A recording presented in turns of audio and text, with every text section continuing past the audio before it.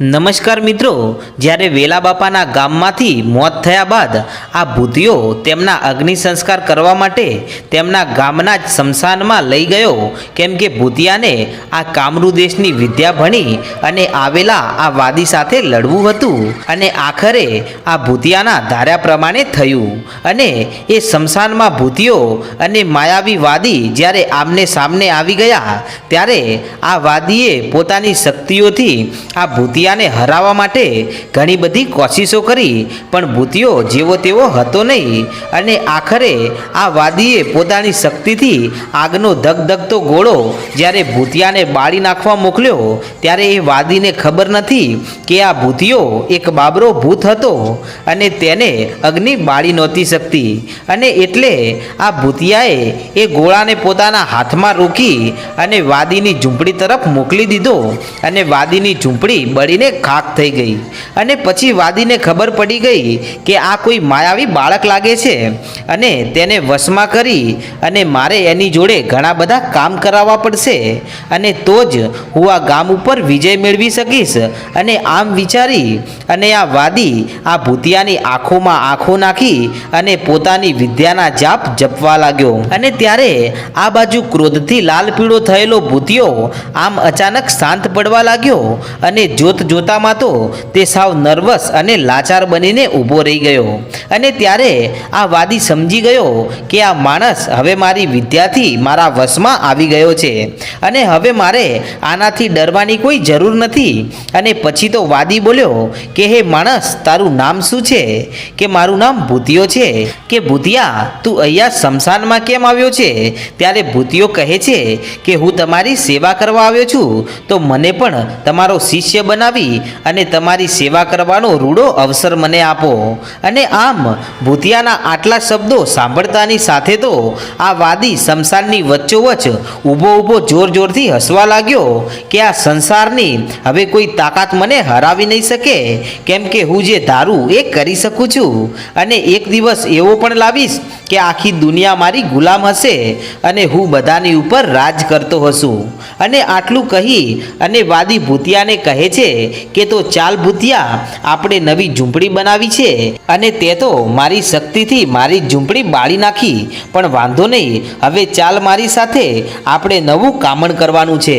અને આમ કહી અને વાદી ભૂતિયાને લઈ અને ચાલતો થયો ત્યારે આ બાજુ વેલા બાપા અને મુખી બાપા બંને ત્યાં ઊભા ધ્રુજવા લાગ્યા અને કહે છે કે હે મુખી બાપા, હવે આપણે શું કરીશું? અને આપણી પાસે આપણું જે હથિયાર આપણો ભૂતિયો હતો એ તો આપણને છોડી અને આ માયાવી વાદીના બંધનમાં બંધાઈ ગયો, તો હવે આપણે આપણા ગામને કેવી રીતે બચાવશું અને કેવી રીતે આ માયાવી શક્તિ સામે લડી શકીશું? અને હવે આ વાદી આપણને છોડશે નહીં. અને ત્યારે મુખી બાપા કહે છે કે હે વેલા બાપા, તમારી વાત સાચી છે અને આટલા દિવસ તો ગામમાં કોઈ પણ સંકટ આવે તો ભૂતિયો સૌથી પહેલા ઊભો હોય છે અને આ ગામને હંમેશા બચાવી લેતો હતો. કે હે વેલા બાપા, આમ તો એક દુશ્મનવાદી કે જે આપણા ઉપર માથા ભારે હતો અને આપણને ભારે પડતો હતો, પણ હવે તો આ ભૂતિયો પણ વાદીની સાથે મળી ગયો છે, તો હવે તો બેઉ બળિયા બલવાન એક થઈ ગયા છે, માટે હે વેલા બાપા, હવે આપણો નાશ થઈ જશે.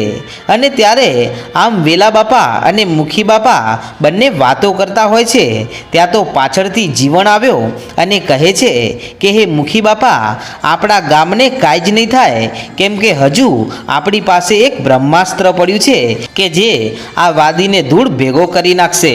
અને ત્યારે વેલા બાપા કહે છે કે તો બોલ જીવણ, કોણ છે એ કે જે આપણને અને આપણા ગામના માણસોને બચાવવા માટે આ વાદી સામે લડી શકશે?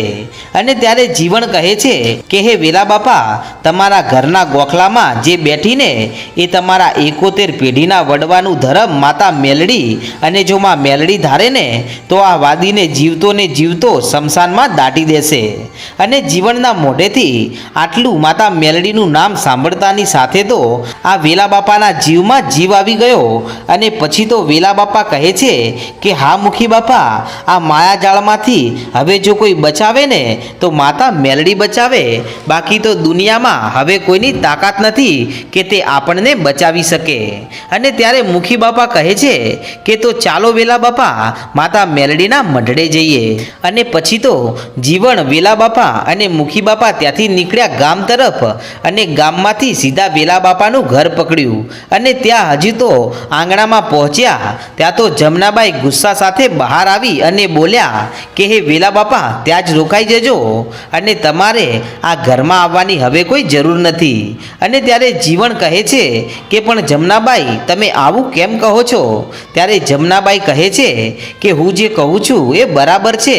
પૂછો તમારા વેલા બાપાને કે તમે કેટલા દિવસથી ઘરે નથી આવ્યા અને એમને આ ઘરનું અને એમના પરિવારનું એમને કંઈ પડી જ નથી. ત્યારે જેમ તેમ કરી અને વેલા બાપાએ જમનાબાઈને તો મનાવી લીધા અને પછી ત્રણેય જણા ઓરડામાં જ્યાં માતા મેલડીનો મઢ હતો ત્યાં પહોંચે છે. અને ત્યાં જઈ અને વેલા બાપા અને મુખી બાપા માતા મેલડી સામે પોતાની પાઘડી ઉતારીને વિનંતી કરે છે કે હે માડી, આજે આખા ગામ ઉપર સંકટ મંડાણું છે અને આપણો ભૂતિયો પણ એ માયાવી વાદીની માયાજાળમાં છે. તો માડી આજે જાગ અને હોકારો કરી અને બોલ માડી, આજે તારી જરૂર પડી છે મારી મેલડી.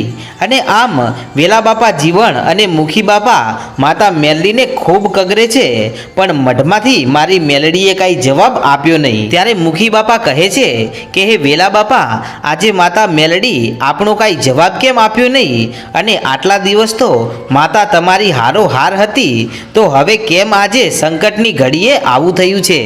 અને ત્યારે વેલા બાપા માતા મેલડીના ધૂળના ધડીમલે બેઠા બેઠા રડે છે કે હે માડી, તું કાંઈક કરમાં, આજે તું અમને એકલા મૂકી અને ક્યાં ચાલી ગઈ છો માં? અને આમ વેલા બાપાના આંસુડા જોઈ અને માતા મેલડીએ બેબી અવાજ કર્યો કે કેમ વેલા બાપા, આજે હું તમને યાદ આવી અને આટલા દિવસથી એક પણ વાર તમે મને મેલડીને બોલાવી નથી અને યાદ પણ કરી નથી. અને કદાચ તમે મને પહેલા જ દિવસે યાદ કરી હોત ને તો આવા વાદીને ખાલી હું એક ફૂંક મારું ને તો તેને 7 પાતાળમાં ઉતારી દઉં, પણ તમને તો મારી જરૂર જ ક્યાં હતી? અને જ્યારે રાજાએ તમને જેલમાં પૂર્યા અને ગરમ ગરમ તેલમાં નવડાવ્યા ત્યારે તમારી સાથે હું મેલડી હતી અને તમને સન્માન સાથે રથમાં બેસાડી અને ઘરે લાવવાવાળી પણ હું મેલડી જ હતી. પણ ઘરે આવીને પણ વેલા બાપા તમે એક પણ વાર મને યાદ પણ ના કરી, મારી સામું એક તાજમ પણ નથી ભરી. અને જ્યારથી તમે ઘરે આવ્યા ને ત્યારથી માંડી અને આજ સુધી તમે મારો દીવો પણ નથી કર્યો. એટલે મને તો હવે ખબર પડી ગઈ છે કે આ કાળા માથાના માનવીને હવે મારી મેલડીની જરૂર રહી નથી. પણ આજે જ્યારે પાછું પોતાના ઉપર સંકટ આવ્યું એટલે પાછા મારા શરણે આવ્યા છો. પણ આ વખતે કાન ખોલીને સાંભળી લો વેલા બાપા, હવે હું તમારું કોઈ કામ કરવાની નથી, કેમ કે તમે મને ક્યારેય યાદ તો કરતા નથી, ખાલી દુઃખમાં જ યાદ કરો છો. તો આજે જાઓ લડી લો એકલા એ માયાવી વાદી સાથે, મારે તમારા ઝઘડામાં પડવું નથી. અને આટલું કહી અને માતા મેલડી તો રૂઠી ગયા અને આજે હવે વેલા બાપા મુખી બાપા લાચાર બન્યા છે અને હવે તેમને ખબર પડી ગઈ છે કે તેમની વારે હવે કોઈ આવે એમ નથી.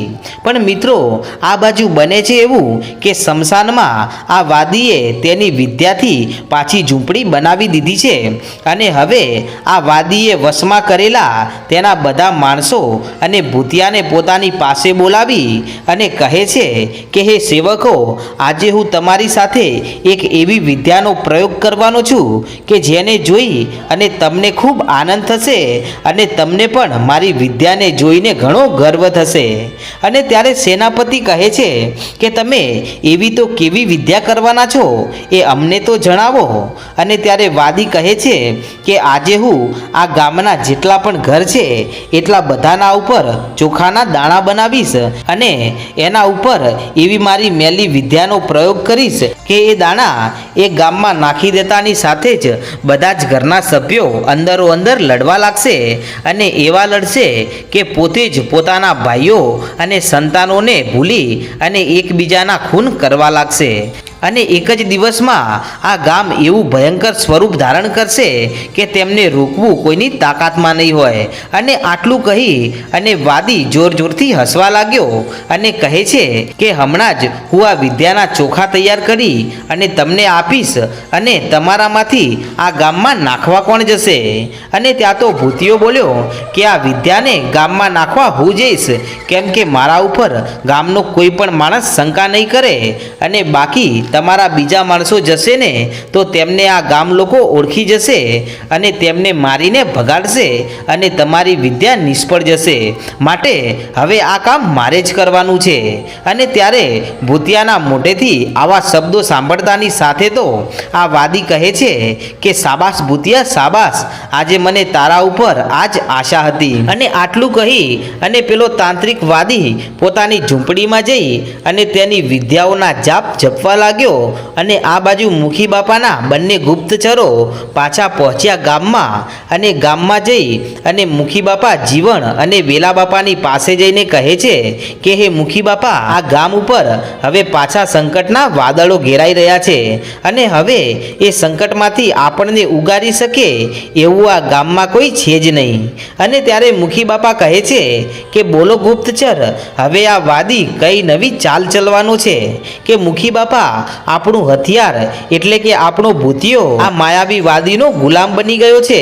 અને હે મુખી બાપા, આ વખતે આ વાદી એવી મેલી વિદ્યા જપવાનો છે કે તેનાથી આપણા ગામના માણસો અંદરો અંદર લડી લડીને મરી જશે અને બાપ દીકરાને મારી નાખશે, મા દીકરીને મારી નાખશે અને આમ આખું ગામ એકબીજાના લોહીનું પ્યાસું થઈ જશે। અને એટલું જ નહીં, પણ આ દુઃખની વાત તો એ છે કે આ મેલી વિદ્યાના ચોખાના દાણા આ વખતે ગામમાં ભૂતિયો જ લઈને આવવાનો છે। માટે હે વેલા બાપા, ભૂતિયો આપણો ગામનો દીકરો છે, માટે કોઈક બીજો જો આવે તો તેને મારીને પણ ભગાડીએ, પણ ભૂતિયાને આપણે શું કરી શકવાના છીએ? અને કદાચ જો આપણે આ ભૂતિયાને રોકવા માટે તેને મારીએ તો પણ નુકસાન તો આપણા જ ગામના દીકરાનું છે।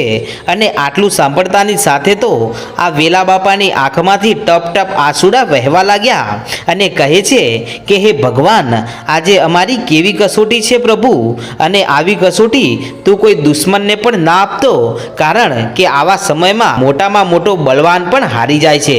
અને આમ આટલો સંદેશ આપી અને ગુપ્તચરો તો પાછા ચાલ્યા ગયા એમના કામમાં। અને આ બાજુ વેલા બાપા જીવણ અને મુખી બાપા ભૂતિયાને રોકવા માટે તેમના ગામના સીમાડે બેઠા છે। અને આમ કરતા કરતા દિવસ પૂરો થયો અને સાંજનો સમય થવા આવ્યો છે। અને ત્યારે આ ભૂતિયો હાથમાં કાંઈક લઈ અને ગામની તરફ આવતો દેખાણો।